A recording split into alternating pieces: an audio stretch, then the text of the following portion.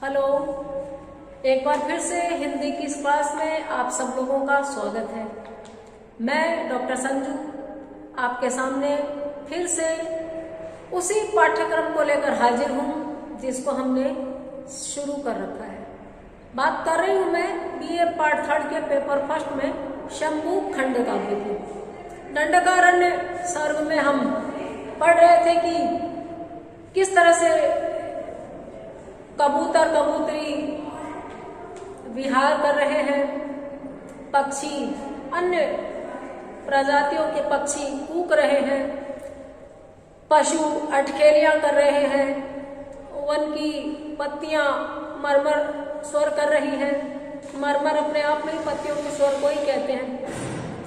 थोड़ा सा मैं पाठ करूंगी, उसके बाद हम आगे के अंश पर चलेंगे, नए सर्ग की तरफ चलेंगे। पुतलियां जैसे जड़ी हो पोत, हर कपोती के समीप कपोत, मत उठती और गिरती ग्रीव, देखते ही मुग्ध होते जीव। वह नदी तट हो कि निर्झर धार, जहां भी जल का मिले संचार, जहां भी जल से भरे हो कुंड, पूजते वन कुक्कुटों के झुंड। वह नदी तट हो कि निर्झर धार, चाहे नदी का किनारा हो चाहे झरनों की धार हो, जहां भी जल का संचार, जल का प्रवाह मिलता, जहां भी जल से भरे हुए कुंड मिलते, वहां पर वन कुक्कुटों के झुंड आ जाते। वन कुक्कुट जंगली मुर्गे ये अपने आप को वहां पर तुरंत पाते, क्योंकि कदाचित पानी के ज्यादा रसीले प्राणी हैं ये। धार मत कर लौटते गजराज। हाथी पानी के बीच में, बौछार के बीच में, जंगल के बीच में रमण करके लौटते, तोड़कर तरु शाखा सजाते साज। पेड़ की डालियों को अपनी सूंड से तोड़ते हुए उस शोर में भी संगीत का आभास कराते हुए सूंड से सिर पर गिराते खेल, सूंड से अपने सिर पर मिट्टी के ढूंढ गिराते हुए आते, रगड़ते भारी तनों से दे। हाथी बहुत भारी जानवर है, अपने तन से इधर उधर की जो ठोस भूमि है उस पर खुद को रगड़ते हुए निकल रहे, टूट कर गिरते द्विजों के नीड़। और पेड़ को जब वो पेड़ पर अपनी देह को, विशाल देह को जब हिलाते, रगड़ते, उनके तनों को तोड़ते, तो द्विज यानी यहाँ पर पक्षी, द्विज माने ब्राह्मण भी होता है, द्विज माने यहाँ पक्षी। पक्षियों के घोंसले गिर जाते, फूटते अंडे, उनके अंडे फूट जाते और हृदय में उन पक्षियों के पीड़ा उठती। गोल बांधे खड़ी शंकित नील गायें, कौन कह सकता किधर को भाग जाए। बहुत सारी नील गायें, जिनको आप रोज कहते हो राजस्थान में, रोजड़ा, पर्पल कलर की गाय झुंड की झुंड खड़ी हैं। फसल को चौपट करने में एक नंबर होती है। किसान रात को अपनी फसलों की रक्षा के लिए, रखवाली करने के लिए खेतों में सोते हैं। उनकी वन पशुओं के रूप में यहाँ पर गतिविधियों पर बात की गई है कि गोल बांध करके शंकित खड़ी हैं। वो भी तो डरती हैं, पेट उनके भी है, पेट तो सबको भरना होता है। वो किधर को भाग जाएंगे कह नहीं सकते, किधर उनका रेला निकल जाएगा। अध चबाए पात होठों में दबाए, कुछ चकित उत्कंठ कुछ गर्दन झुकाए। पेड़ों के डालियों को मुंह में डाल रखा है, आधा उदरस्थ आधा मुंह के बाहर ही निकली हुई है। टहनियां कहीं से नोचते हुए खड़ी हैं। किधर कुछ शंकित है कि किसी की लाठियां पड़ जाएंगी, किसी की फसल ले ली होगी, किसी के पेड़ को उन्होंने क्षति पहुंचा दी होगी। कुछ ने गर्दन झुका रखी है, अपने में मुतमईन है, निश्चिंत है, पागुर कर रही है, जुगाली कर रही है। चौकड़ी भरते हिरण दल दूरगामी, गति प्रकृति से भी न इनकी गई थामी। एक तरफ हिरण है, चौकड़ियां भर रहे हैं, बहुत तेजी से दौड़ते हैं। हिरणों की चाल द्रुत गति के लिए मानी जाती है और इनकी गति तो ऐसी है कि प्रकृति भी नहीं थाम पा रही है। पैर धरती में न छूते उछल जाते, आंख से देखा कि आगे निकल जाते। इतने तीव्र गति से, इतनी तीव्रता से दौड़ते हैं कि जब इनके पैर ऐसे लगता हवा में ही उछल कूद कर रहे हैं, धरती पर टिक भी नहीं रहे। आंख से आप देखोगे इतनी देर में तो ओझल और दूर निकल गए। इस समय मुझे गिलहरी बड़ी याद आ रही है, क्योंकि पेड़ से चढ़ती उतरती गिलहरी को मैं देखती हूँ तो मेरी उंगली को देखना और मेरी नजरों को देखना तो बड़ा आसान है, लेकिन गिलहरी की तो चाल जिसने देखी है वो समझ सकता है, आंखों में बांध नहीं पाते, सर्र सर्र सर्र सर्र। तो यहाँ पर उस चीज को काव्यमयी भाषा में हिरणों के लिए बताया गया है। कोपलों को बेदती जब धूप, दे उन्हें दीपक शिखा का रूप, अग्नि की लघुअर्चियों का रंग फूटता चिंगारियों के संग। धूप जब कोपलों को बेदते हुए निकलती है, धूप बहुत जरूरी है वनस्पतियों के लिए, मनुष्यों के लिए। कोपल तक जब धूप पहुंचती है, क्लोरोफिल सुना होगा, पत्तियों का हरा रंग, तो ऐसा लगता है दीपक में शिखा जल रही है, दीपक की लपक, दीपक की लौ। अनार के फूलों को तो खासकर आपने देखा होगा तो यूं लगता है कि हरे रंग के पेड़ पर लाल लाल दीपक टांग रखे हो किसी ने। अग्नि की लघु अर्चियां, अग्नि की छोटी छोटी, ऐसे लगता है चिंगारियों की लाइनें सजा रखी हो, चिंगारियों के संग फूल कितने खूबसूरत लग रहे हैं। जुगनुओं की ज्योति अब रम्य अतीब, पड़ गया है जो तारकों में जीव। जुगनू रोशनी करने वाला एक छोटा सा कीट होता है, मक्खी की तरह से उड़ता है, पंख होते हैं, लेकिन मक्खी जगमगाती नहीं है, जुगनू जगमगाते हैं। मैंने देखे हैं बिहार में, नदी तट पे है, पहाड़ी इलाकों में होते हैं, जंगलों में होते हैं। हम तो बहुत क्रूरता करते थे छोटे थे तो, कि जुगनू जैसे सतह पे चल रहा है, एक शीशी का ढक्कन खोलकर उसको लुढ़का लुढ़का के जुगनू के पास ले जाते, जुगनू उसमें 1 2 3 4 आ जाते, हम ठप्प से उसकी ढेपी यानी ढक्कन लगा देते और फिर उसमें देखते जलते बुझते हुए जुगनुओं को। और तब सुनना पड़ता था एक शब्द अपने लिए, पापी, तुमको कोई इस तरह बंद करे तो। ये शब्द माँ के हुआ करते थे। अब तो कहाँ जुगनू देखने को मिलते हैं। तो जुगनू, उनकी ज्योति बड़ी रमणीय लग रही है, रम्य आंखों को सुहा रही, अतीब यानी बहुत अधिक। ऐसा लगता है तारकों में जीव पड़ गया। तारे इंसान की तरह 2 आंखों की तरह जगमगा रहे हैं। जानकर मणि लपकते हैं सर्प, किंतु उनका टूट जाता दर्प। उनको मणि समझ करके सांप उनकी तरफ लपकते हैं, लेकिन वो इतनी छोटी होती है, सांप को ही चोट लग जाती है, उनका घमंड टूट जाता है। लघुता से प्रभुता मिले, प्रभुता से प्रभु दूरी, चींटी ले शक्कर चली, हाथी के सिर धूरी। कबीर की ये पंक्तियां यहाँ याद आ गई मुझे कि सांप होते होंगे मणिधर, विषैले, बड़े, लेकिन जुगनू उनके सामने इस रूप में बड़े पड़ जाते हैं कि जुगनू उड़ जाता है और सांप को चोट लग जाती है। देख केका शब्द मरते मोर, रेंग जाते त्वरित बिल की ओर। देखना सुनना जहां हो एक, नाम चक्षु श्रवा सहित विवेक। केका केका केका के शब्द सुनकर मोर मरते। मोर की केकरार बड़ी हृदय विदारक होती है।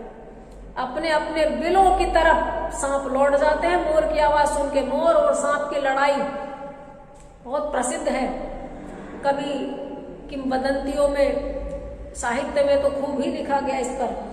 और जहां पर इन दोनों को साथ में सुन लो, देख लो, तो आप अपने विवेक को बचाते हुए इनकी लड़ाई देखो। वेद ध्वनि सा मेढकों का नाद, बटुक करते पाठ अपना याद। और मेढक टर टर इस तरह कर रहे हैं जैसे बटुक शिष्य अपना पाठ याद कर रहे हो। आश्रम व्यवस्था होती थी, गुरुकुल होते थे, गुरुजी जिस तरह से अपने शिष्यों को श्लोक रटाते थे, ऐसे लग रहा है ये मेढक टरटरा रहे हैं। आप इसमें व्यंग भी देख सकते हैं और अभिधा में भी समझ सकते हैं। बोलते ही फूल उठते कंठ, रंग मटमैला के जैसे ठंठ। वो बोलते थे तो ऐसा लगता था कि कंठ फूल गए। जब वो बोलते हैं तो कंठ फूल जाते हैं। मेढक को टर्राते देखा करो, और बहुत अधिक कोई जोर से चीख करके कुछ कर रहा तब भी गले में धारियां दिख जाती हैं, और रंग उनका इतना मटमेला कि जैसे ठंड हो, डंठल हो। एक कुछ चलता उछलता एक, किंतु निश्चल देह भेग अनेक। एक मृत सा तैरता गत भार, एक जल थल पर बिछल कर पार। कुछ तो पानी में तैर रहे हैं, कुछ निश्चल दे पड़े हैं, जैसे भैंस पानी में होती है वैसे ये भी पड़े रहते हैं। उभयचर है ये, जल में भी थल में भी।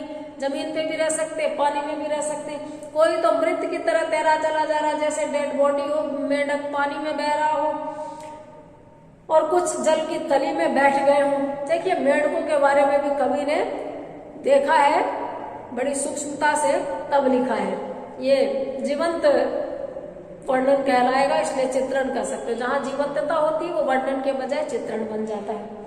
भीग जाती भूमि होती वृष्टि, सजल सी वन देवता की दृष्टि, सभी को देती तृषा से त्राण, प्राण पा जाते सभी प्रियमान। भीग जाती भूमि, जब भी बारिश होती तो भूमि भीग जाती। वृष्टि यानी बारिश, जब वर्षा होती कॉमन बात है, टिम्बर से लकड़ी बनती है, बारिश होगी तो जमीन भीग जाएगी। कॉमन बात को भी कभी लोग अनकॉमन की तरह ऐसे दिखाते हैं जैसे अच्छा पहले तो बारिश होती तो भीगती नहीं थी, लेकिन कभी कह रहे तो हो रही है। मतलब क्या है ये कि भीग जाती भूमि होती वृष्टि, ठीक है, खैर बारिश होती है तो जमीन भीग जाती है, और ऐसा लगता है कि वन देवता की दृष्टि सजल हो जाती है। मान्यताएं ये भी है कि जल के देवता वरुण होते हैं, बारिश के देवता इंद्र हैं, वो अपने हाथी ऐरावत की सूंड खोल देते हैं तो धरती की तरफ बारिश होती है। तो यहाँ पर वन देवता की दृष्टि जब सजल हो जाती है, भीग जाती है, तो वो धरती पर वन के ऊपर कृपा बरसाते हैं। ऐसा व्याख्याकार भी नहीं, खंड काव्यकार का कहना है। सभी को देती तृषा से त्राण, ये बिल्कुल सही है। बारिश प्यास बुझाती है, किसी भी रूप में जल स्रोत प्यास बुझाते हैं। त्राण का मतलब मुक्ति देना, छुटकारा दिलवाना, तृषा यानी प्यास। प्राण पा जाते सभी म्रियमान, म्रियमान यानी मरने के लिए जो तत्पर है, जो प्यास से मर जाएंगे, आकुल कंठ, वो उस पानी जो 2-2 कोस से एक एक घड़े पानी के लिए संघर्ष करते हुए निकलते हैं, वो जानते हैं कि प्यास की शिद्दत क्या होती है और पानी कितना कीमती होता है। तो मरते हुए लोगों को पानी से प्यास बुझाकर बचा लेते हैं वन देवता। गह्वरों में गूंज उठते शब्द, मौन भी बीते अनेकों अब्द, दुंदुभी ध्वनि से उठे संकेत, पार करते गहन वन गिरी खेत। गह्वर, गड्ढों में शब्द गूंजते। जब आप ऊंची नीची खाइयों में पहाड़ों पर रहेंगे तो शब्द जो है गूंजते हैं, गुंजित होते हैं। गूंज अनुगूंज गूंजती रहती है। एक नाम बोलो आपको कई देर तक हवा में प्रवाहित होता हुआ बार बार सुनाई देगा। और मौन भी बीते अनेकों अब्द, अनेकों यहाँ पर व्याकरण सम्मत दोष है। एक का बहुवचन अनेक होता है, अनेकों नहीं होना चाहिए। जैसे चाइल्ड का चिल्ड्रन होता है तो चिल्ड्रंस नहीं हो सकता, तो डबल प्लूरल नहीं होगा, वही है। तो हमें ये कमियों पर भी ध्यान देना है, विशेष जब लिखेंगे व्याख्या करके। तो मौन भी बीते अनेकों अब्द, अब्द यानी बहुत सारे वर्ष, शताब्दियां बीत रही है, मौन भी वहां खूब गुंजायित होता है, यानी इतना सन्नाटा भी होता है कि लगता है मौन ही बोल रहा है, मौन ही गूंज रहा है। कभी पहाड़ों में दूर सुदूर वनों में जहाँ दुर्गम इलाके हैं, कोई नहीं जाता, वहां आप जाके देखिए सन्नाटे भी गूंजते हैं। दुंदुभी ध्वनि से उठे संकेत, पार करते गहन वन गिरी खेत। और वहां जब वो वाद्य यंत्र बजते हैं तो एक संकेत सा देते हैं। इनके बीच में जो देशी बाजे होते हैं, इनके लोक वाद्य होते हैं, ये लोग अपने कोड के रूप में बजाते हैं, संकेत के रूप में बजाते हैं। जब हाका करना हो, किसी जंगली पशु को घेर के मारना हो, शिकार पे निकलना हो, और ऐसा करके ये गहन वन गिरी खेत पार कर जाते हैं। दूर दूर तक खेत खलिहान को ये लोग पार कर जाते हैं। उसी से होता सहज संवाद, एकता संग्राम तर्क विवाद, दूरवर्ती आदिवासी लोग मिलन का मिलता कहाँ सहयोग। वहां पर जनसंख्या का घनत्व बहुत कम था, एक यहाँ है, एक वहां, एक वहां, दूर दूर तक जो आदिवासी रहते थे, इन कोड वर्ड के कूट भाषा में जो वाद्य यंत्र बजाते, इनकी लंबी छोटी तीखी कान अलग अलग थी, जिससे पता चलता कि उत्सवी बाजे हैं, शोक संदेश है, मिलने के लिए, मेला इकट्ठा करने के लिए बुलाया गया है। तो इसी से इनका सहज संवाद होता था, इनसे इनकी एकता बनी हुई थी, इससे इनमें लड़ाई भी होती थी, इनमें तर्क और संवाद विवाद भी होता था। दूरवर्ती आदिवासी लोगों का मिलन रोज तो होना संभव नहीं था। गाड़ियां, motor, email, Telegram, WhatsApp, Facebook उधर था नहीं, सोशल मीडिया वहां था नहीं। तो वहां पर उस समय इन बाजों की तीव्र ध्वनियों से संकेत दिए जाते थे, संदेश पहुंचाए जाते थे। भूलकर आदिम दशा की याद, बता मानव प्रकृति का अपवाद, किंतु हो पाया कहाँ विच्छिन्न, नाल से टूटे कमल सा खिन्न। आदिम दशा की बात को भूलकर मानव प्रकृति का अपवाद हो गया है। अपनी पुरानी संस्कृति को भूलकर, पुरानी विशेषताओं को भूलकर, पुरानी कुछ जो विसंगतियां थी, कमियां थी, उनको भूलकर विच्छिन्न कहाँ हो पाया, लेकिन अलग कहाँ हो पाया। हम पुराने और नए के बीच में झूल रहे हैं। हमें एक ही साथ, आप देखिए जिन जिन चीजों को हमने घर से निकाला, दावण की खाट, पीढ़े, मोढ़े, वो आज अमेजन पे, फ्लिपकार्ट पे सेल लगती है, ऑफर आते हैं, हमारे सामने उनके खरीदने के लिए बार बार संदेश मिलते हैं। तो हम नए भी हो गए और पुराने के प्रति ललक को नए रूप में हमारे सामने रख दिया गया। तो जैसे कमल खिल भी जाता है तो अपनी नाल से, जड़ों से जुड़ा रहता है, उस तरह मनुष्य भी आदिम और नए के बीच में लटका हुआ है, त्रिशंकु बना हुआ है, न पूरी तरह आधुनिक हुआ, न पूरी तरह आदिम ही रहा। वह वनस्पति खग मृगों की नींद आज भी आती उसे है नींद, हड्डियों तक व्यापता जब शीत, जीव हो जाते सभी भयभीत। वनस्पतियों को नींद आती है, रात को वनस्पति भी सो जाते हैं। आपने देखा होगा, सूरज निकलता है सुबह तो जो ऐसे बंद होती है वो सब कलियां प्रस्फुटित हो जाती हैं। रात को खग मृग भी सोते हैं। खग और मृग, इसमें सारे पशु पक्षी आ गए। मृग का मतलब जितने भी जंतु हैं, खग का मतलब सारे पक्षी, सब सोते हैं। आज भी उन लोगों को नींद आती है, बिना स्लीपिंग पिल के वो सो जाते हैं। हड्डियों तक जब शीत व्यापता है तो जीव भयभीत होते हैं, और जाड़ा इतना हाड़ कपाने वाला पड़ता है वहां कि सारे जीव जंतुओं को मौत आने लगती है डर के मारे, ठंड से। हम लोग अक्सर ही पड़ते हैं ठंड के मौसम में।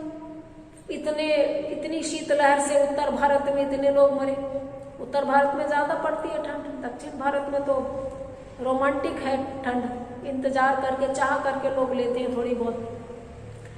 आगे क्या होगा ये हम नेक्स्ट वीडियो में देखेंगे। आज इतना ही, बने रहिए, देखते रहिए, स्वस्थ रहिए और अपना ध्यान रखिए। Have a nice day.